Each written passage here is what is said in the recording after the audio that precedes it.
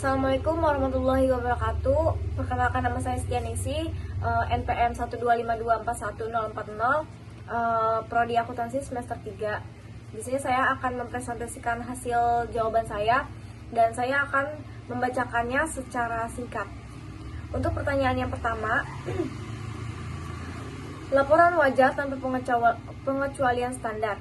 Berdasarkan kondisi awal audit, PT Surya Kencana sebutkan ketujuh bagian dari laporan audit wajar tanpa pengecualian standar dan jelaskan apa arti masing-masing bagian tersebut dalam konteks laporan awal PT Surya Kencana sebelum skenario-skenario di atas muncul, menunjuk pada objektif 3.1 dan 3.2. Jawab, kondisi awal audit. Laporan keuangan, manajemen PT Surya Kencana telah menyiapkan laporan posisi keuangan, laporan laba rugi komprehensif, laporan perubahan ekuitas, dan laporan arus kas untuk tahun 2024. Semua laporan ini telah disajikan sesuai standar akuntansi keuangan di Indonesia. Standar audit. Tim audit Anda telah merencanakan dan melaksanakan audit sesuai dengan standar auditing yang berlaku umum di Indonesia. Bukti audit. Anda telah mengumpulkan bukti audit yang cukup dan tepat dan meyakinkan bahwa standar pekerjaan lapangan telah terpenuhi. Pengendalian internal. Manajemen PT Surya Kencana juga telah menyiapkan laporan tentang efektivitas pengendalian internal atas pelaporan keuangan sesuai dengan pasal 404 Undang-Undang Sarbanes-Oxley yang relevan untuk perusahaan publik.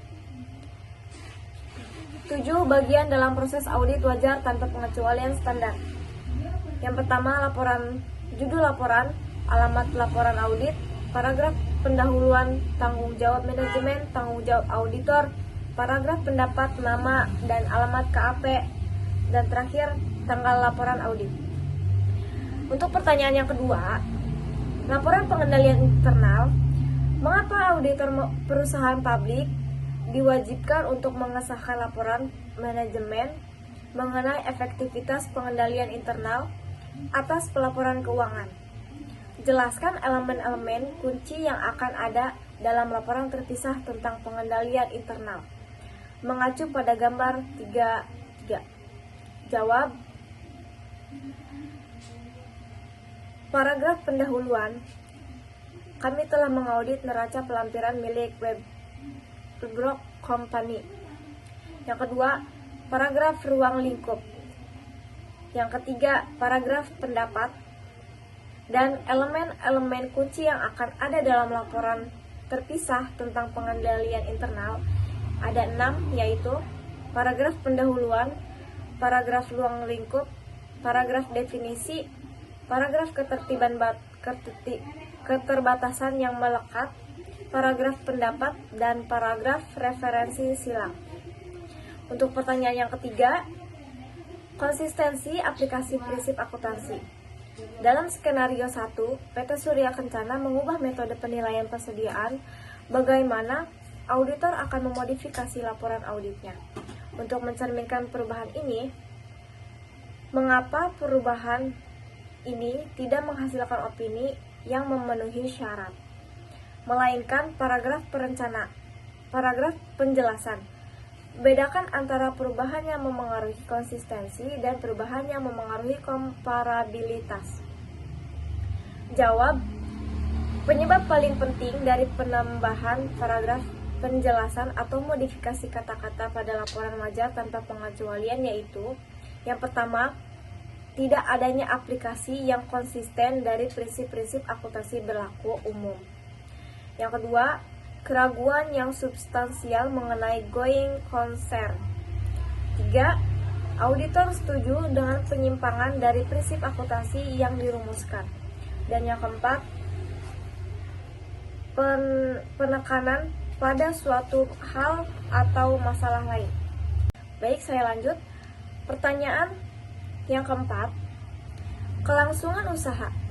Dalam skenario 2, ada keraguan signifikan tentang kelangsungan usaha PT Surya Kencana. Jenis laporan audit apa yang paling mungkin dikeluarkan oleh auditor? Dan bagaimana laporan tersebut akan dimodifikasi? Apakah ada opsi lain dan mengapa opsi tersebut jarang digunakan? Jawab, apabila terjadi perubahan yang material, auditor harus memodifikasi laporannya dengan menambahkan paragraf penjelasan setelah paragraf pendapat yang membahas sifat perubahan tersebut, serta mengarahkan para pembaca ke catatan kaki yang membahas perubahan itu. Pertanyaan kelima, keterlibatan auditor lain.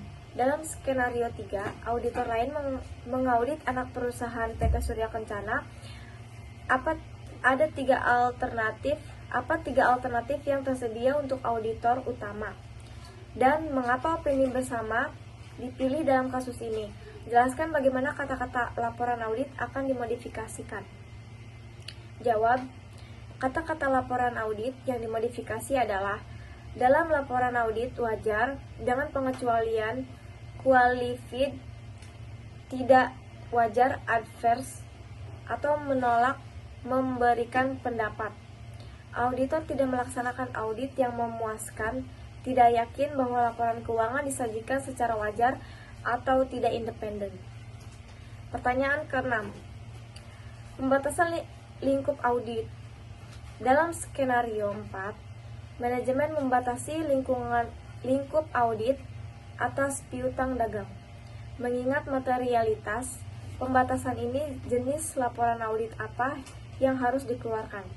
Jelaskan mengapa pilihan ini sesuai dan bagaimana struktur laporan audit akan berubah. Jawab, pembatasan oleh klien dan pembatasan yang disebabkan oleh situasi yang berbeda di luar kendala klien atau auditor.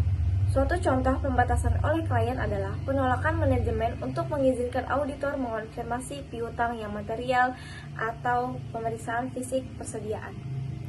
Dan pertanyaan ke-7, penyimpangan dari GAAP. Dalam skenario 5, PT Surya Kencana ini tidak mengikuti SAK dalam pencatatan PPE. Jika dampak penyimpangan ini sangat material, jenis opini audit apa yang harus dikeluarkan?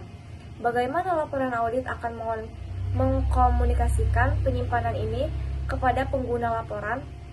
Jawab, dalam kondisi ini, auditor perlu menolak memberikan pendapat atau menerbitkan pendapat tidak wajar, tergantung pada apakah yang terlibat adalah pembatasan yang lingkup atau penyimpangan dari GAAP. Dalam situasi yang tingkat materialitas lebih rendah akan lebih cepat jika menerbitkan pendapat wajar dengan pengecualian. Pertanyaan yang ke-8, independensi auditor. Dalam skenario 6, ditemukan kurangnya independensi auditor, jenis laporan audit apa yang wajib dikeluarkan.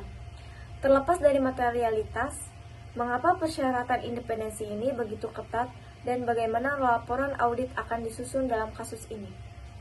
Jawab, tidak adanya independensi akan mengesampingkan semua pembatasan ruang lingkup audit lainnya. Karena itu, tidak ada alasan lain untuk menolak memberikan pendapat yang harus disinggung lagi. Tidak boleh ada perkataan tentang pelaksanaan prosedur audit apapun dalam laporan. Akibatnya, laporan audit ini merupakan laporan audit satu paragraf. Pertanyaan ke-9, proses pengambilan keputusan auditor dan materialitas. Mengacu pada tabel 31 dan 32. Jelaskan bagaimana auditor akan melalui proses keputusan untuk menentukan jenis laporan audit yang sesuai untuk skenario 4 dan skenario 5. Fokus pada bagaimana tingkat materialitas mempengaruhi keputusan tersebut. Jawab, apabila ada kondisi yang memerlukan penyimpangan dari pendapat wajar tanpa pengecualian standar, auditor mengevaluasi pengaruh potensial terhadap laporan keuangan. Untuk penyimpangan dari GAAP atau pembatasan ruang lingkup audit, auditor harus memutuskan antara tidak material, material, atau sangat material. Dan pertanyaan terakhir, lebih dari satu kondisi. Jika dalam audit yang sama, PT Surya Kencana memiliki keraguan kelangsungan usaha yang signifikan, dan manajemen menolak untuk mengungkapkan informasi material terkait batasan pembayaran dividen yang disyaratkan oleh perjanjian debentur. Bagaimana auditor harus memodifikasi laporan auditnya? Jawab, auditor harus memodifikasi laporan menjadi 2 gabungan. Yang pertama, paragraf penjelasan yang diperuntukkan untuk kelangsungan usaha, dan yang kedua, opini dengan pengecualian yang diperuntukkan bagi dividen yang tidak ungkap. Tetapi jika kedua masalah itu sangat besar, bisa berubah menjadi opini tidak wajar. Cukup sekian, kurang dan lebihnya mohon maaf. Wassalamualaikum warahmatullahi wabarakatuh.